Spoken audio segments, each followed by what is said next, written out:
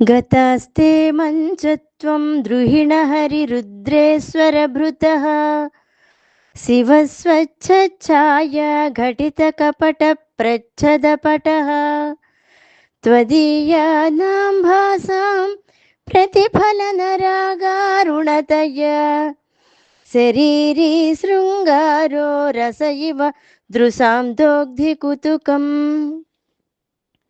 ఈ శ్లోకంలో అమ్మవారి యొక్క స్వరూప వర్ణనని శంకర భగవత్పాదుల వారు అద్భుతంగా వర్ణించారు. ఇందులో మొట్టమొదటి శ్లోకమైనటువంటి శివశక్త్యాయుక్తో అనేటువంటి శ్లోకం యొక్క భావం ఇక్కడ మళ్ళీ మనకు కనిపిస్తుంది. శివశక్తి తత్వం ఇక్కడ ఇంకొకసారి తెలియజేయబడుతుంది. ఈ శ్లోకం చదవడానికి, అర్థం చేసుకోవడానికి, భావనని మనస్సుకు ఊహించుకోవడానికి ఒక యోగము, ఒక శక్తి కూడా ఉండాలని చెప్తూ ఈ శ్లోకంలో అమ్మవారి యొక్క మంచముగా ఎవరు ఉన్నారో ఆ మంచపు కోళ్ళు ఏమిటో తెలియజేస్తున్నారు. ఇందులో ఉండేటువంటి విశేషం ఏంటంటే ఇంచుమించుగా 42వ శ్లోకం నుండి 90వ శ్లోకం వరకు ఉన్న శ్లోకాలలో అమ్మవారి యొక్క స్థూల రూప సౌందర్యం చెప్పబడింది. అమ్మవారి యొక్క తాత్విక రూపం ఉపాసనకి కనిపించదు. అమ్మవారిని ఉపాసించడానికి అనుకూలంగా మన యొక్క పెద్దలు మంత్రాత్మకమైనటువంటి సూక్ష్మ రూపాన్ని శ్రీచక్రంలో ప్రతిపాదించారు.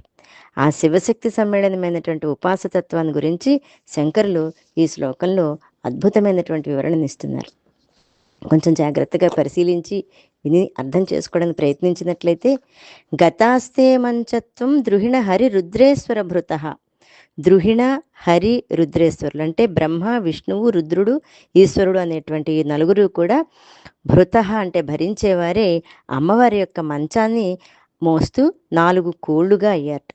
బ్రహ్మ, విష్ణు, రుద్రులు, ఈశ్వరుడు అనే నలుగురు తే మంచత్వం గత అంటే నీ మంచానికి కోళ్లుగా అయ్యారమ్మా అంటే నువ్వు కూర్చునే ఆసనానికి కోళ్ళు అయ్యారని కదా అర్థం.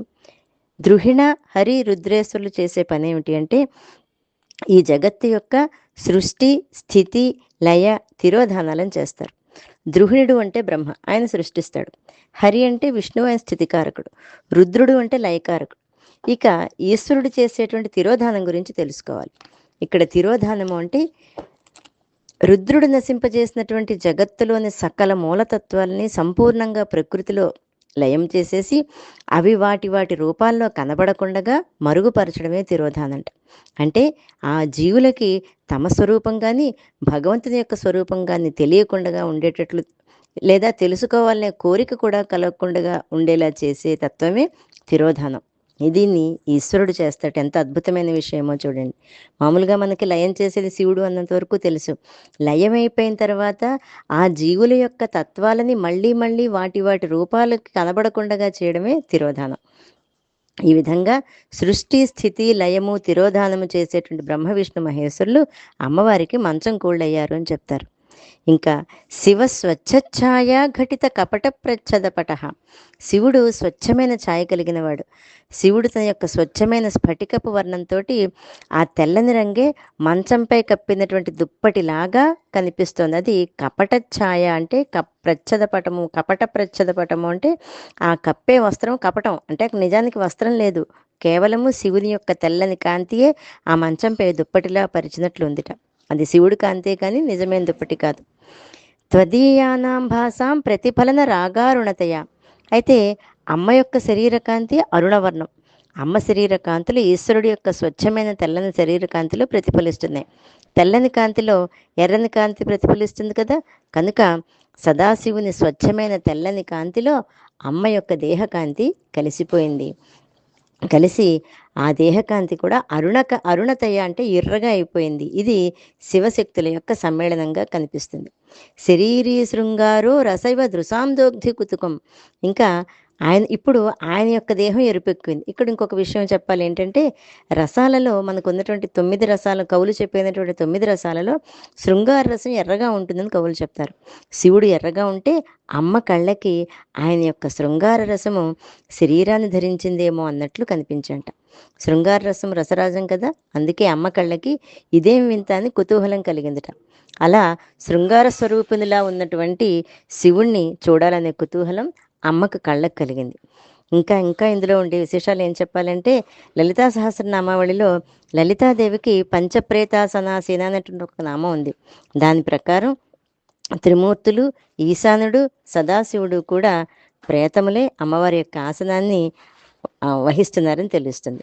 ఇంకా ఇంకొక విషయం చెప్తారు ఇక్కడ. బ్రహ్మ విష్ణుశ్చ రుద్రశ్చ ఈశ్వరశ్చ సదాశివ ఏతే పంచ మహాప్రేత భూతాధిపతయో మతా, అంటే చత్వారో మంచచరణా. బ్రహ్మ, విష్ణువు, రుద్రుడు, ఈశ్వరుడు, సదాశివుడు అనేటువంటి 5 ప్రేతాలు భూతాలకు అధిపతులు. ఇందులో 4 మంచానికి కోళ్ళు. ఐదవ వాడు మంచంపై కప్పే వస్త్రము. శివుడితో వేరు కానటువంటి విగ్రహం కలిగినటువంటి నిర్భరమైన అమ్మవారి యొక్క రూపమే సాక్షిభూతంగా ప్రకాశ రూపంలో మంచంపై ఆసీనురాలే ఉంది అని చెప్తారు. ఈ భావాన్నే శంకరులు గతాస్తే మంచత్వం, ఈ శ్లోకాన్ని ఆయన గతాస్తే మంచత్వం అనే శ్లోకం రాశారు అని తెలుస్తూ ఉంటుంది. ఇక్కడ ఇంకొక విషయం తెలుసుకోవాల్సిన ముఖ్యమైన విషయం, శివశక్తుల ఐక్యం. మూలాధారము, స్వాధిష్టానము, మణిపూరము, అనాహతము, విశుద్ధ, ఆజ్ఞ అనే 6 చక్రాలు క్రమంగా పృథివీ, అగ్ని, జల, వాయు, ఆకాశ, మనస్తత్వాలకి మహీమూలాధార్యం 9వ శ్లోకంలో చెప్పబడ్డాయి. పంచభూతాలు, పంచతన్మాత్రలు. పంచభూతాలు అంటే పృథివ్య, తేజు, వాయురాకాశాలు. పంచతన్మాత్రలు అంటే పృథివి యొక్క లక్షణం, గ్రంథవతి పృథివీ అని చెప్తారు. ఇవి తర్వాత ఆజ్ఞాచక్రంలో మనస్తత్వం అంటే ఏకాదశి ఇంద్రియాలు, అంటే పంచేంద్రియాలు, పంచకర్మేంద్రియాలు. సరిగ్గా జాగ్రత్తగా విన్నట్లయితే పంచభూతాలు పృథివ్య, తేజు, వాయురాకాశాలు, పంచతన్మాత్రలు వాటి యొక్క లక్షణాలు, ఇంకా పంచ జ్ఞానేంద్రియాలు, పంచకర్మేంద్రియాలు, మనస్సు, ఇవన్నీ కలిపి 21 తత్వాలకి ఈ పైన చెప్పిన షట్చక్రాలు స్థానభూతాలు. అటువంటి ఆజ్ఞాచక్రానికి బయట మాయ, శుద్ధ విద్య, మహేశ్వర, సదాశివ రూపాలు ఉన్నాయి. ఈ 4 చక్రాలని 4 ద్వారాలని ఈ చక్రానికి 4 ద్వారాలని చెప్తారు. దీన్నే చతుర్ద్వారము కల భూపుర తృతీయ శ్రీచక్రము అని కూడా అంటారు. అంటే వీటిని తూర్పు, దక్షిణ, పశ్చిమ, ఉత్తర ద్వారాలని అంటారు. అమ్మవారికి ఈ మాయ, శుద్ధ విద్య, మహేశ్వర, సదాశివ అనే 4 తత్వాలనే అమ్మవారి యొక్క మంచానికి 4 కోళ్ళుగా వర్ణిస్తారు. అంటే మనకు లాంటి సామాన్యులకు అర్థం అవడానికి వీలుగా బ్రహ్మ, విష్ణు, మహేశ్వరులు, రుద్రుడు మంచానికి కోళ్ళు, మంచం మీద ఉన్నటువంటి దుప్పటి కంపినటువంటి దుప్పటి ఈశ్వరుడు అని చెప్పినప్పటికీ దాని మూలతత్వాన్ని ఆలోచించినట్లయితే మాయ, శుద్ధ విద్య, మహేశ్వర, సదాశివ అనే 4 తత్వాలనే ఆ మంచానికి కోళ్ళుగా తెలియజేస్తూ ఇటువంటి అద్భుతమైనటువంటి విషయాన్ని తెలియజేస్తూ కర్ణికయ్య అందులో 25వ తత్వమైనటువంటి సదాశివుడితో కలిసి 26వ తత్వంగా పరమాత్మను కీర్తింపబడుతోంది. ఈ 4 ముందర చెప్పుకున్నటువంటి 21, ఈ 4 25, అమ్మవారి శివుడితో కలిసినటువంటి 25, తర్వాతది 26వ స్వరూపంగా 26వ తత్వంగా పరమాత్మను కీర్తింపబడుతుంది. సహస్ర కమలం మధ్యలో ఉన్నటువంటి కర్ణికే ఈ శ్రీచక్ర స్వరూపము అనే విషయం తెలియజేస్తూ శివశక్తులు కర్ణికలో మధ్యన బైందవము అనే పేరుతో సరఘ అనే సుధాసింధు ఉంటుంది. అక్కడ శివశక్తులు కలుస్తారు. ఈ విషయం చెప్పడం కోసం ఇవన్నీ చెప్పవలసి వచ్చింది.